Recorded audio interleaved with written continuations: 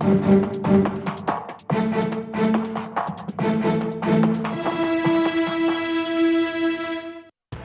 और लोकसभा चुनाव में करारी हार का सामना करने वाली कांग्रेस छत्तीसगढ़ में नए सिरे से उठ खड़े होने की कोशिश कर रही है। इसके लिए सबसे पहले हार की वजह खोजी जा रही है। एआईसीसी ने फैक्ट फाइंडिंग कमेटी को ये जिम्मा दिया है। ये कमेटी एक एक लोकसभा सीट की समीक्षा कर अपनी रिपोर्ट तैयार कर रही है और दावा है कि जल्द ही कांग्रेस नए रूप में सामने होगी।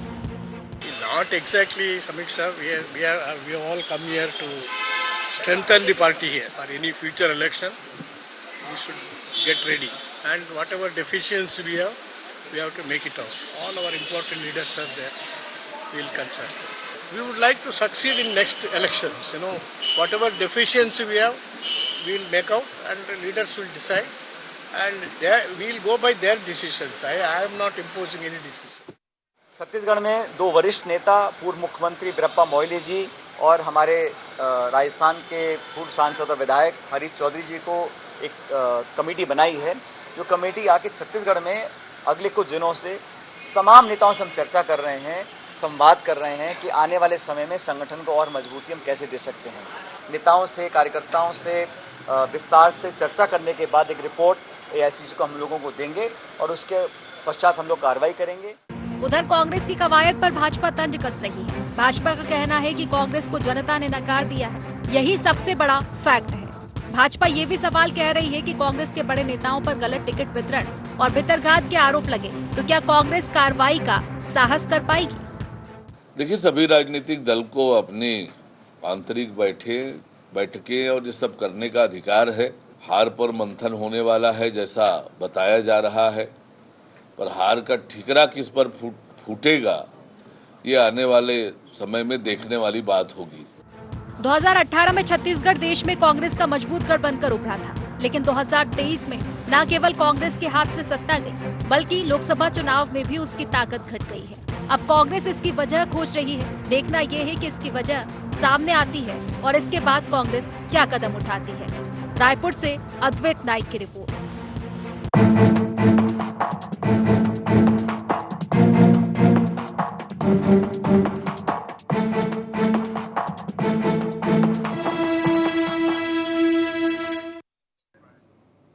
नमस्कार, गुहार छत्तीसगढ़ हार पर मंथन देख रहे हैं आप और मैं हूं आपके साथ खुशी व्यास। तो छत्तीसगढ़ में एक बार फिर से सियासत जो है तेज हो चुकी है। जी हां, इस बार सियासत का कारण है कांग्रेस का आत्म मंथन। हालांकि कांग्रेस पहले भी मंथन कर चुकी है अपनी पार्टी को लेकर। अगर देखा जाए, पहले विधानसभा चुनाव हुए, विधानसभा चुनाव में जिस तरह से कांग्रेस का प्रदर्शन रहा, इसके बाद आलाकमान की बैठक हुई। आलाकमान की बैठक में ये चीज सामने आई थी, कहीं ना कहीं भितरघात कांग्रेस में देखने को मिला था। हालांकि फिर लोकसभा की चुनाव की तैयारी कांग्रेस ने दमखम लगा के की, लेकिन कहीं ना कहीं जनता का जो रुख है कांग्रेस की तरफ उतना नहीं मिल पाया। अब इन्हीं सब वजह को लेकर कांग्रेस मंथन की ओर बढ़ चुकी है। फैक्ट फाइंडिंग कमेटी कांग्रेस ने बनाई है जो कि मंथन करेगी, हार के कारणों का पता लगाएगी और अब कहीं ना कहीं कांग्रेस की मजबूती को दुरुस्त करेगी। लेकिन कहीं ना कहीं बीजेपी अब इस पर भी तंज कसती हुई नजर आ रही है। क्या कुछ चीजें, क्या कुछ सियासत छत्तीसगढ़ में देखने को मिल रही है? क्या कांग्रेस का जो मंथन है वो इस बार फल पाएगा? तमाम तरह के सवाल हैं। इन्हीं सवालों को लेकर आज हम चर्चा करेंगे। उससे पहले गुहार पॉइंट्स जान लेते हैं। कांग्रेस को क्यों तलाशनी पड़ रही हार की वजह? फैक्ट फाइंडिंग कमेटी की रिपोर्ट के बाद क्या फैसला ले सकती है कांग्रेस? किस पर फूटेगा हार का ठीकरा? किसे मिल सकता है नया जिम्मा? छत्तीसगढ़ में कैसे उठ खड़ी हो पाएगी कांग्रेस? तो इन्हीं सब मुद्दों को लेकर, इन्हीं सब सवालों को लेकर आज हम चर्चा करेंगे। चर्चा की शुरुआत करें उससे पहले 3 खास मेहमान हमारे साथ जुड़ चुके हैं, उनसे आपका परिचय करवा देती हूँ। हमारे साथ मुकेश शर्मा जी, भाजपा प्रवक्ता, जुड़ चुके हैं। कांग्रेस प्रवक्ता हमारे साथ अमित श्रीवास्तव जी जुड़ चुके हैं। वरिष्ठ पत्रकार मनीष वोरा जी भी हमारे साथ जुड़ चुके हैं। अमित श्रीवास्तव जी, सबसे पहले आप ही के पास आना चाहूंगी। देर आए दुरुस्त आए। हालांकि ये बात कहना भी ठीक नहीं होगी क्योंकि कहीं ना कहीं मंथन तो विधानसभा चुनाव के बाद भी चला था, कई तरह के मंथन किए गए थे। बल्कि इस बात को भी नहीं जुटलाया जा सकता कि आलाकमान की बैठक में जो चीजें सामने आई थी भितरघात की, उस पर मंथन किया गया था, कोशिशें की गई थी, लेकिन कहीं ना कहीं लोकसभा चुनाव में भी ये चीजें देखने को मिली है। अब एक बार फिर मंथन किया जा रहा है, क्या इस बार दुरुस्त हो पाएगी?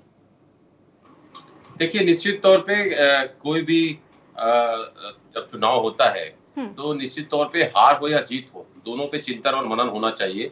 और अगर कहते हैं ना कि लोकतंत्र में जीत हार लगे रहती है, लेकिन क्या होता है खुशी जी की कार्यकर्ताओं के बीच में अगर आप जाते हैं और वो कर्मठ कार्यकर्ता जिनके कारण, वो पदाधिकारी जिनके कारण हमारी सरकार आती है, ये वही कार्यकर्ता होते हैं जो पूरे तन मन धन से शिद्दत से पार्टी को जिताने के लिए दिन रात एक कर लगे रहते हैं। और उन कार्यकर्ताओं को लगता है कि अगर हमारे अंदर कोई पीड़ा है, कोई तकलीफ है, उनके कुछ जज्बात होते हैं, अगर उनको पार्टी सुन ले तो उन्हें अच्छा लगता है। तो मुझे लगता है इसलिए फैक्ट फाइंडिंग कमेटी को भी दिल्ली से भेजा गया है कि हार की समीक्षा के बाद, क्योंकि आप देखिए कि जिस प्रकार से अभी लोकसभा के नतीजे आए हैं, ये 18वीं लोकसभा है और 16 और 17 में जिस प्रकार से चुनाव परिणाम आए थे और इस बार जो हमारे कांग्रेस के सपोर्ट में और इंडिया गठबंधन के जिस प्रकार से देश की जनता का प्यार और आशीर्वाद मिला, तो उससे लगता है कि हार की समीक्षा होनी भी चाहिए और एक सतत प्रक्रिया है ये। और मुझे लगता है ये अच्छी चीज है कि कोई भी पार्टी अगर हारी है, किन वजहों से हारी है, क्या ऐसी वजह हो सकती है, क्या उसके रीजंस थे, और चिंतन मनन होना चाहिए, आत्ममंथन भी होना चाहिए, आत्मचिंतन भी होना चाहिए। और मुझे लगता है कार्यकर्ताओं के बीच में जाके अगर बड़े नेता पूछते हैं कि हार की वजह क्या है, तो मुझे लगता है आने वाले समय में निश्चित तौर पे हम और मजबूती से उभरेंगे, क्योंकि वो रीजंस पूरे सॉर्ट आउट हो चुके रहेंगे और उस पर जब वर्क हो जाएगा, जब उस पर वर्किंग अभी चल रही है और वो सारे चीजें जब आएंगी तो मुझे लगता है उसका डीप इम्पैक्ट धरातल पर भी पड़ेगा और हमारे कार्यकर्ताओं बूस्ट भी होंगे। और निश्चित तौर पे संगठन जब मजबूत होता है तो कोई भी संगठन के बल पे सत्ता आती है। और हमने देखा है कि 15 सालों तक हमारा कार्यकर्ता लगातार उस कुशासन से लड़ता रहा, उस भ्रष्ट सरकार से लड़ता रहा, और जिस प्रकार से वो हिला नहीं, और उसके बाद जो सरकार आई, मुझे लगता है ऐसे बहुत से रीजन आज हम सब ने उस पर चिंतन मनन किया। और आने वाले समय में मुझे लगता है कि सड़क से सदन तक जब हम बीजेपी को घेरेंगे छत्तीसगढ़ में, तो आप सबको और भाजपा के नेताओं को ये दिखेगा और समझ में आएगा कि आज इस चिंतन मनन के बाद, जो इस मंथन के बाद जो अमृत निकलेगा, वो सबको दिखेगा। ठीक है, प्रतिक्रिया ले लेती हूँ मुकेश जी से। मुकेश जी, मंथन चल रहा है, क्या अमृत निकल पाएगा? और अगर अमृत निकल पाएगा तो क्या बीजेपी उसके लिए तैयार है? क्योंकि कहीं ना कहीं कहा जाता है कि बीजेपी की जीत का कारण सिर्फ बीजेपी का संगठन मजबूती नहीं, बल्कि कहीं ना कहीं कांग्रेस की एक कम मजबूती भी कही जाती है। अगर कांग्रेस मजबूत हो पाती है इस कमेटी के बाद, इस मंथन के बाद, तो क्या बीजेपी उतनी तैयार है? देखिए, कहीं ना कहीं ये कांग्रेस का अपना आंतरिक मामला है। लेकिन जैसे कि अभी प्रवक्ता भाई बता रहे थे कि मंथन होगा, तो मंथन में अमृत निकल रहा है और विष भी निकलता है। तो वो विष को पीने के लिए कौन तैयार है? और दूसरी बात, ये मंथन के बाद यदि जो लोग दोषी पाए जाते हैं उनके ऊपर में कोई कार्रवाई करने वाले हैं क्या? कि ये एक शिष्टाचार चल रहा है कि एक शिष्टाचार समीक्षा होती है, लेकिन मुझे लगता है कि ये समीक्षा भी कुछ देर से हो रही है। तो ऐसे में एक फॉर्मेलिटी पूरा करना इसका मुख्य ध्येय मुझे लगता है। अन्यथा यदि कोई दोषी होते हैं तो उनके ऊपर में कार्रवाई होगी क्या? ये सब बातें भी देखने वाली बात है। ये हमने इनके कार्यकर्ता जो है, इनके पदाधिकारी ये देखेंगे कि वास्तव में कौन दोषी थे चुनाव के अंदर में हार में। और फिर ऐसा हार तो छत्तीसगढ़ में कांग्रेस पार्टी की जो बाकी जगह जो रिजल्ट आया है, कहीं ना कहीं छत्तीसगढ़ में उसके विपरीत आप देखेंगे कि पूरे देश में तो इनकी सीटें बढ़ी है, लेकिन छत्तीसगढ़ में आधी हुई है। पहले 2 सीटें थी, अब 1 हो गई है। तो एक बड़ा ये कारण ये भी है, विधानसभा में भी करारी हार हुई, उसके बाद लोकसभा में भी हुई। और मैं तो कहता हूँ 3 बार हो गई है कि विधानसभा जीतने के बाद एक बार लोकसभा में करारी हार मिली थी, उसके बाद विधानसभा चुनाव आया, उसमें भी करारी हार मिली, अब लोकसभा आया, इसमें भी करारी हार मिली।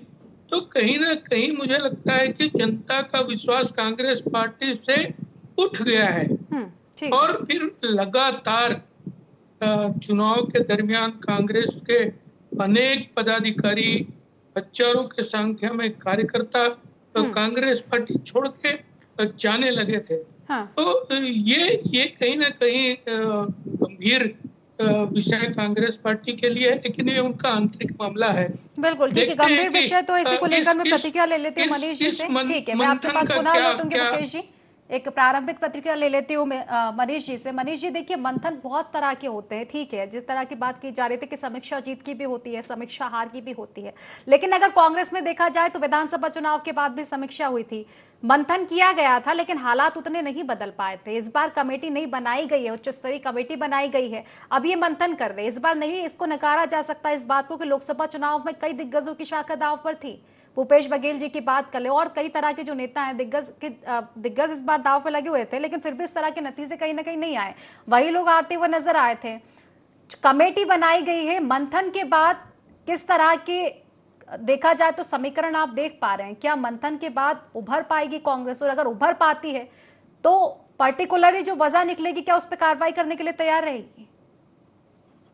देखिए, निश्चित रूप से जब भी चुनाव होते हैं तो चुनाव में हार और जीत दोनों होती है। समीक्षा जीत की तो नहीं होती, लेकिन हार की जरूर होती है, और कांग्रेस इस दिशा में प्रयास कर रही है। निश्चित रूप से ये अच्छी बात है और एक सकारात्मक संकेत है। सकारात्मक संकेत चालू हुआ है कांग्रेस को लोकसभा में मिले जो सीटें मिली है उसके बाद से लगातार जो है ये सकारात्मक संकेत मिल रहे हैं। हालांकि देखिए, सबसे महत्वपूर्ण चीज ये थी, छत्तीसगढ़ के प्रदेश में हम बात करें तो छत्तीसगढ़ में कांग्रेस की 2 सीट थी, 2 से 1 सीट हुई है, लेकिन उसके बाद हार की समीक्षा करने के लिए राष्ट्रीय स्तर पर कमेटी बनी है, वो लोग आकर के यहाँ पर कार्यकर्ताओं से भेंट करें। लेकिन इसका सबसे महत्वपूर्ण पहलू ये होता है कि नीचे स्तर से समीक्षा होनी चाहिए, यानी जैसे कि वार्ड स्तर, वार्ड से ब्लॉक स्तर, ब्लॉक से फिर जिला, जिला से फिर प्रदेश में समीक्षा इस प्रकार से होना चाहिए था। तो निचले स्तर के जो कार्यकर्ता हैं, जो अंतिम पंक्ति में जो काम करते हैं, जो वास्तविक रूप से मतदाताओं से सीधे रूबरू होते हैं, जो मतदाताओं के रूप को समझते हैं, उनके साथ में संवाद होना चाहिए। उनके साथ में संवाद होने के बाद मुझे लगता है कि चीजें ज्यादा अच्छे से सामने आएगी। कांग्रेस ये प्रयास कर रही है, निश्चित रूप से स्वागत योग्य है। और मुझे लगता है, देखिए, मैंने पहले एक बार और कहा था कि ये एक नई कांग्रेस है। नई कांग्रेस में इसलिए कह रहा हूँ क्योंकि ये कांग्रेस वो है जिसने लगातार अभी संघर्ष किया है, जिसमें राहुल गांधी को यदि हम लें तो राहुल गांधी ने लगातार संघर्ष किया है। आज लीडर ऑफ अपोजिशन बनने के लिए भी उन्होंने लंबा समय तय किया है। लगातार देखिए, जब जब कांग्रेस ने नया नया एक्सपेरिमेंट किया तो लोगों ने उसका उपवास बढ़ाकर, लेकिन उसका परिणाम अब देखने को मिल रहा है। सबसे पहले कांग्रेस ने निचले स्तर से अपने सांगठनिक चुनाव जो है वो चालू किए, उसका परिणाम संगठनिक स्तर पर देखने को मिला, संगठन थोड़ा सा मजबूत हुआ। उसके बाद राहुल गांधी ने स्वयं देश में जो है भारत जोड़ो यात्रा करी, उसका सकारात्मक परिणाम कांग्रेस को देखने को मिला। तो ये एक चीजें देखिए, लगातार प्रयास हो रहा है, लगातार प्रयास होते रहने से, जैसा कि कह रहे थे ना कि हर तरफ से मंथन हो रहा है, वैचारिक मंथन भी हो रहा है, आम जनता से मिल भी रहे हैं, आम जनता की बातों को भी जान रहे हैं, समझ रहे हैं। तो ये लगातार जो मंथन हो रहा है, इस मंथन से निश्चित रूप से जो कह रहे थे, मुकेश जी भी कह रहे थे और अमित भी कह रहे थे, दोनों कह रहे थे कि इससे विष भी निकलेगा और इससे अमृत भी निकलेगा। तो निश्चित रूप से विष को भी किसी न किसी को धारण करना पड़ेगा और अमृत तो पार्टी को मिलेगा, ये तो कोई दो मत नहीं। क्योंकि मंथन जब जब होगा, चाहे वैचारिक मंथन हो, चाहे कार्यकर्ताओं के स्तर पर मंथन हो, चाहे आम जनता से मिलकर के मंथन होगा तो उसका सकारात्मक परिणाम तो देखने को मिलेगा। और मुझे लगता है छत्तीसगढ़ में भी, अभी देखिए छत्तीसगढ़ की बात ही नहीं, वरन लोकसभा चुनाव के परिणामों के बाद पूरे देश में कांग्रेस के कार्यकर्ताओं के अंदर एक नए उत्साह का संचार हुआ है। इवन कांग्रेस के जो लीडर्स हैं उनके अंदर भी नए उत्साह का संचार हुआ है। तो उसका परिणाम तो निश्चित रूप से छत्तीसगढ़ में भी देखने को मिलेगा। और जैसा कि अमित जी कह भी रहे थे कि इससे निकलने वाले अमृत से कांग्रेस को फायदा होगा, तो मैं उनकी बात से सहमत हूँ। निश्चित रूप से यदि उससे अमृत निकलता है, विष निकलता है, दोनों निकलता है, तो उससे कितना पार्टी उसको इम्प्लीमेंट करती है, राष्ट्रीय स्तर पर पार्टी उसको कितनी गंभीरता से लेती है और उसका निचले स्तर पर इम्प्लीमेंट कितना होता है, ये देखना ज्यादा महत्वपूर्ण है। निश्चित तौर पर मनीष जी की हर एक एंगल की जांच होनी चाहिए और एक मंथन अगर हो रहा है तो हर एक टॉपिक पर होना जरूरी होता है, क्योंकि जिस तरह के नतीजे कांग्रेस के आए हैं। अमित जी, फिर से आप ही के पास आऊंगी। देखिए, ठीक है, मंथन किया जा रहा है और एक बात हमेशा कांग्रेस में कही जाती है, कहीं ना कहीं कांग्रेस खुद से ही लड़ती हुई नजर आती है। भितरघात का मुद्दा मैं बार बार इसलिए बोल रही हूँ क्योंकि भितरघात ही कहीं ना कहीं कांग्रेस में हर बार निकलकर सामने आता है। इस बार हमने चुनाव के ठीक पहले बी टीम, स्लीपर सेल जैसे बयान देखे थे और इस बार देखिए अभी हाल ही में सुरेंद्र दाऊ जी का जिस तरह से बयान आया, सचिन पायलट जी से वो मिले, उन्होंने कहा कि मुझे कांग्रेस ने नहीं बल्कि भूपेश बघेल की टीम ने बनाया हुआ था। तो क्या अलग अलग खेमे बने हुए हैं? वास्तव में जिस तरह की बातें आती है, क्या वाकई अलग अलग खेमे बने हुए हैं? अगर बने हुए हैं तो क्या इस पर मंथन किया जाएगा? और मंथन के बाद, आज बैठक के बाद जिस तरह से बयान सामने आया था कि अब किसी तरह का भितरघात पार्टी में नहीं है, तो क्या वाकई ऐसी स्थिति अब देखने को मिलेगी कांग्रेस में? देखिए, कांग्रेस में कोई भी गुट नहीं है। मैं आपको बता दूं लगातार कि बातें जरूर बीजेपी के लोग फैलाते हैं, लेकिन मैं आपको बता दूं कांग्रेस में गुट तो है, एक ही गुट है। मनीष भैया मुस्कुरा रहे हैं। मैं कहना चाहता हूं कि जिस प्रकार से एक ही गुट है यहाँ पर सिर्फ कांग्रेस के कार्यकर्ता का, वो है हम सब कांग्रेस के निष्ठावान कार्यकर्ता हैं और हमारी आस्था हमारी इस आइडियोलॉजी पे है कि कैसे इस पार्टी में जिसमें हम लोग हैं, जिसका गौरवपूर्ण इतिहास है, जिसने देश को आजादी दिलाई, जिसकी एक विचारधारा है सबको लेके चलने की, सबको जोड़ के चलने की, जिसकी आस्था है इस देश के संविधान में। तो खुशी जी, लगातार मैं आपको बता दूं, मुझे लगता है कि आपने गुटबाजी की बात की, भीतर घातियों की बात की, तो मेरा अपना मानना है निश्चित तौर पे अगर कोई पार्टी के पीठ में छुरा भोगने का काम करता है तो उसके ऊपर सख्त से सख्त और कठोर से कठोर कार्रवाई होनी चाहिए, ताकि जीवन में उसे ये करने की वो हिमाकत ना करे। और उस पर ऐसी कार्रवाई होनी चाहिए कि निश्चित तौर पे दूसरे लोगों को भी सबक मिले कि अगर हम पार्टी के साथ, अपनी मातृ संस्था के साथ अगर हम गलत करेंगे तो उसका हर्ष क्या हो सकता है।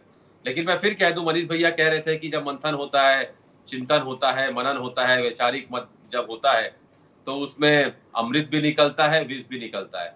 अमृत पीने के लिए मुझे लगता है सब आ जाते हैं, विष पीने के लिए भी कांग्रेस में बहुत सारे लोग हैं मुझे लगता है। और इस बार आप देखेगा कि इस चिंतन बैठक से मैं एक चीज आपको खुशी जी आश्वस्त करना चाहता हूँ कि ये जो फैक्ट फाइंडिंग कमेटी के जो यहाँ पर लोग आए हैं हमारे AICC से, निश्चित तौर पे वीरप्पन मोइली जी बहुत विद्वान व्यक्ति है और उनके उस सारी चीजों को, इतने वरिष्ठ नेता हैं, इतने वरिष्ठ वो कांग्रेसी हैं और तो उन्हें सारी चीजों का ज्ञान है, सारी चीजों को समझते हैं, बेहतर समझते हैं और सारी चीजों की जब बात को लोगों की सुनेंगे, छत्तीसगढ़ के नेता कार्यकर्ताओं की जब वो पीड़ा को समझेंगे और जब अपनी रिपोर्ट वो हाईकमान के समक्ष देंगे, राष्ट्रीय अध्यक्ष जी के समक्ष रखेंगे, तो मुझे लगता है कि निश्चित तौर पे आप देखिएगा कांग्रेस बहुत मजबूती से आगे आने वाली है।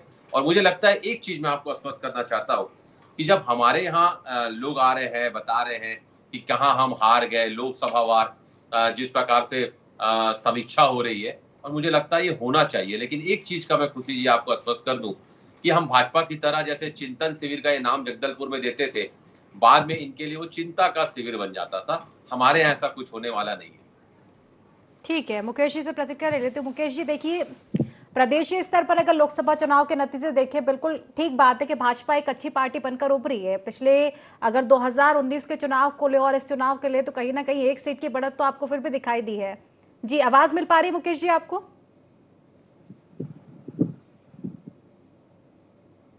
चलिए, शायद मुकेश जी के पास मेरी आवाज पहुंच नहीं पा रही। मनीष जी, आपके पास ही आना चाहूंगी। देखिए, एक पार्टी के लिए सबसे बड़ी बात कही जाती है, जो मैं शुरुआती दौर से ही कहती हूँ, नीति, नेता और एक नेतृत्व। कहीं ना कहीं बीजेपी इन सब चीजों में उभर कर सामने आती है। हालांकि लोकसभा चुनाव में हमने ये चीजें देखी थी कि प्रदेशीय स्तर पर पार्टी उठ पाई थी, लेकिन एक राष्ट्रीय स्तर पर देखे तो जो नतीजे रहे थे वो नतीजे कहीं ना कहीं ठीक है। कांग्रेस उस नतीजे से इतना खुश नहीं थी, इंडी गठबंधन इतना खुश नहीं था, लेकिन ना ही बीजेपी इतना खुश थी, क्योंकि जिस तरह से दावे किए जा रहे थे 400 पार के एनडीए के, वो दावे कहीं ना कहीं 300 भी पार नहीं कर पाए थे।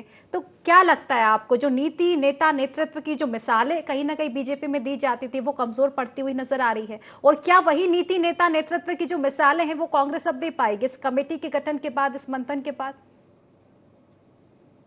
देखिए, आपने नीति, नेता और नेतृत्व तीन चीजों पर बात करी। सबसे पहली चीज नीति पर यदि हम बात करें तो निश्चित रूप से भारतीय जनता पार्टी की अपनी एक नीति है, अपनी एक रीति है, भाजपा उस पर काम करती है। उनके एक संगठनिक स्तर पर भी काम करने का अपनी एक नीति है, उनकी राष्ट्रीय स्तर पर भी एक नीति है, और जनता के सामने अपनी नीति को रखने में भारतीय जनता पार्टी कहीं न कहीं कामयाब हुई है, जिसका फायदा उसको मिला। ठीक है, नंबर ऑफ सीट्स उसको उतनी नहीं मिल पाई, लेकिन फिर भी वो आज सत्ता में तो काबिज है। अब बात नेता की, तो नेता के रूप में निश्चित रूप से हम बात करें तो नरेंद्र मोदी जी जो है वो एकमात्र नेता के रूप में भारतीय जनता पार्टी से उभर करके सामने आए। लेकिन उसके साथ साथ जब कहा जाता है ना कि जब पावर आता है, जब पद आता है, जब प्रतिष्ठा आती है, तो कुछ उसका दुष्परिणाम भी देखने को मिलता है। तो उसका कुछ दुष्परिणाम भी देखने को मिले, जिस प्रकार से पार्टी गौण हो गई और नेता जो है वो महत्वपूर्ण हो गया, तो वहां पर जाके पार्टी को कुछ न कुछ नुकसान हुआ है। कुछ नुकसान की जो भरपाई है वो भारतीय जनता पार्टी ने अभी करी। इसके साथ साथ आपने बात करी नेतृत्व की, तो निश्चित रूप से भारतीय जनता पार्टी के पास नेतृत्व भी अच्छा है और नेतृत्व के दम पर ही वो सत्ता में अभी वापसी करी है। लेकिन यही चीज कांग्रेस के साथ भी, देखिए कांग्रेस की नीति है निश्चित रूप से, मतलब वो नीति जो है उसको वो जनता के बीच में लेकर के जाना, और जिस बात को लेकर के कांग्रेस लगातार जनता के बीच में जा रही थी उसको बहुत ज्यादा जनता से कनेक्ट करने में कामयाब नहीं हो पाई। अब बात नेता की, तो निश्चित रूप से कांग्रेस के पास नेता भी है। राहुल गांधी जैसे नेता है, मैंने पहले भी कहा कि राहुल गांधी ने बड़ा संघर्ष करके ये पद प्राप्त किया है। कांग्रेस के वो एकमात्र ऐसे नेता होंगे जिन्होंने संघर्ष करके किसी पद को प्राप्त किया होगा। इसके बाद बात करें नेतृत्व की, तो निश्चित रूप से नेतृत्व कांग्रेस के पास है। राहुल गांधी का नेतृत्व है, राहुल गांधी के साथ साथ उनके राइट हैंड के रूप में प्रियंका गांधी का नेतृत्व है और सोनिया गांधी तो है ही है। लेकिन बात करें यहाँ पर सेकंड लाइन, जब गांधी परिवार से इतर होकर वहां कांग्रेस जब कुछ सोचती है तो वहां पर जाके कांग्रेस फेल हो जाती है। तो कांग्रेस को इस बात को समझना होगा कि किस तरीके से हमको जनता के बीच में जाना है, अपनी नीतियों को जनता को बताना है और उसको कन्विंस करना है। इसके साथ साथ जो नेतृत्व है, नेतृत्व पर जनता का विश्वास भी कायम हो, इस बात को भी कांग्रेस को ध्यान में रखना होगा। और इसके साथ साथ जो बात हम करते हैं, तीनों चीजों को आपने जो कहा तो मैंने दोनों पार्टी पर बताया। और इंडिया गठबंधन जो आज जिस स्थिति में आया है, निश्चित रूप से उसका एक बड़ा फायदा मिला है। उसका फैक्ट यदि हम देखें तो उसमें उत्तर प्रदेश में जो उनको फायदा हुआ है, वो फायदा बड़ा फायदा हुआ है। वो वहां से नुकसान भारतीय जनता पार्टी को है। उत्तर प्रदेश के साथ साथ महाराष्ट्र में भी नुकसान हुआ है। और इसके साथ साथ यदि हम बात करें तो राजस्थान, ये 3-4 जो हिंदी भाषी जो क्षेत्र है जहां पर भारतीय जनता पार्टी बड़ी तेजी से उभर करके आई थी, वहां पर उसको नुकसान होना और कांग्रेस को फायदा होना। भले उसमें समाजवादी पार्टी की बड़ी भूमिका हो, लेकिन कहीं न कहीं भारतीय जनता पार्टी को नुकसान तो हुआ है। इस बात को उसको समझना होगा और इन राज्यों में अपने नेतृत्व को, अपनी नीतियों को और अपनी चीजों को फिर से रिवाइज करके जनता के बीच में निश्चित तौर पर मनीष जी के मंथन तो कहीं ना कहीं दोनों ही पार्टियों के लिए जरूरी हो जाता है। बिल्कुल आपके पास आऊंगी अमित जी, उसके पहले मुकेश जी से एक प्रतिक्रिया ले लेते हो। मुकेश जी, पहले आपका शायद आपको आवाज नहीं आ पा रही थी, ठीक है।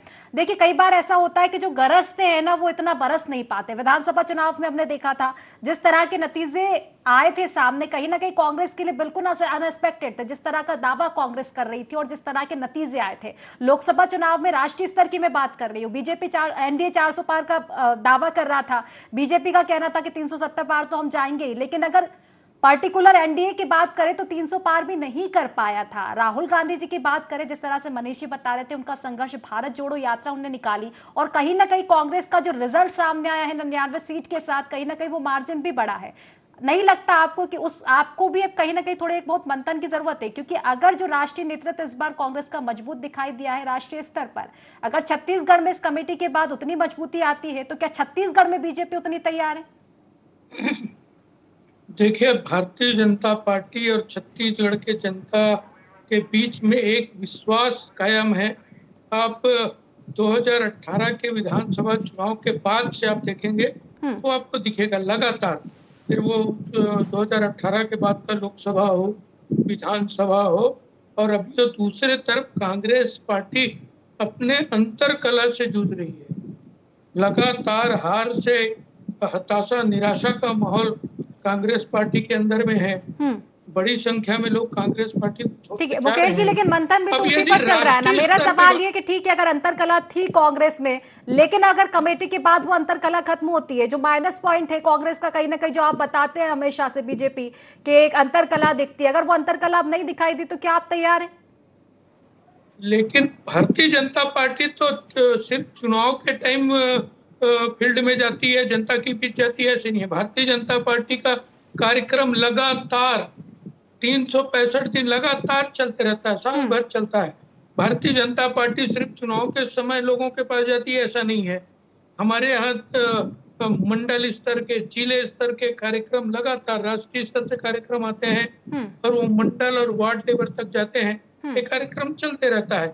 कहीं न कहीं कांग्रेस पार्टी का जो आंतरिक कला है, वो मुझे नहीं लगता कि आने वाले टाइम पे भी ये ठीक है। ये फैक्ट फाइंडिंग कमेटी आई है और ये चल रहा है, शिष्टाचार चल रहा है, लेकिन इसके बाद कोई रिजल्ट आएगा, मुझे नहीं लगता कि जो दोषी है उसके ऊपर में कार्रवाई होगी। चलिए ठीक है, क्योंकि समय की कमी है। अमित जी से एक अंतिम प्रतिक्रिया के साथ चर्चा समाप्त करूंगी। अमित जी, जवाब दे दीजिए मुकेश जी की बातों को। और कहीं ना कहीं मनीष जी ने भी जिस तरह से वो बातें कही थी, ठीक है मंथन चल रहा है, लेकिन कहीं ना कहीं कांग्रेस की बात देखी जाती कि जनता तक वो आपके जो मुद्दे हैं कहीं ना कहीं जनता के बीच उतने नहीं पहुंच पाते। क्या वो पहुंच पाएंगे? एक परिवारवाद का जो टैग हमेशा लगा रहता है कांग्रेस पे, क्या वो हट पाएगा? तमाम सवाल। देखिए, लगातार आप देखेंगे तो मनीष भैया की एक बात से मैं पूरी तरीके से सहमत हूँ कि इस ऐतिहासिक और शानदार जीत जो हमारी हुई है, पूरे देश में हमारे कार्यकर्ताओं में एक नई ऊर्जा और एक नई जान आ गई है। और लगातार अगर आप देखेंगे तो मैं आपको बता दूं कि जिस प्रकार से ये जो आपने कहा कि मुद्दे जनता तक नहीं पहुंचते, तो अगर जनता तक मुद्दे नहीं पहुंचते तो शायद हमें आज इतनी सीटें नहीं मिलती लोकसभा में और बीजेपी की लगातार कम हो रही है और हमारी बढ़ रही है। मतलब कहीं ना कहीं जनता हमारी आइडियोलॉजी को पसंद कर रही है खुशी जी, और एक दमदार वापसी हमने किया बेहतर भविष्य के साथ। एक नए दौर की शुरुआत हम करने जा रहे हैं, ये आपको मैं स्वस्थ करना चाहता हूँ। चलिए ठीक है, क्योंकि समय की कमी है, निश्चित तौर पर देखने वाली बात होगी कि ये नया दौर कितना चल पाता है, कितनी अब एक मजबूती कांग्रेस में देखने को मिलती है इस कमेटी के मंथन के बाद। फिलहाल समय सीमा की कमी के चलते चर्चा ये समाप्त करूंगी। आप तीनों ही मेहमानों का बहुत बहुत शुक्रिया चर्चा में जुड़ने के लिए। तो एक बार फिर से कांग्रेस मंथन की ओर बढ़ चुकी है। हालांकि देखने वाली बात होगी इस मंथन के बाद जिस तरह से चर्चाएं चल रही थी, अमृत निकलता है या विष निकलता है, लेकिन निश्चित तौर पर यह कहा जा सकता है कि कहीं ना कहीं एक मजबूती की ओर कदम बढ़ाती हुई कांग्रेस दिखाई दे रही है। तो फिलहाल गोहाट छत्तीसगढ़ में बस इतना ही। आप बने रहिए IND 24 के साथ। नमस्कार।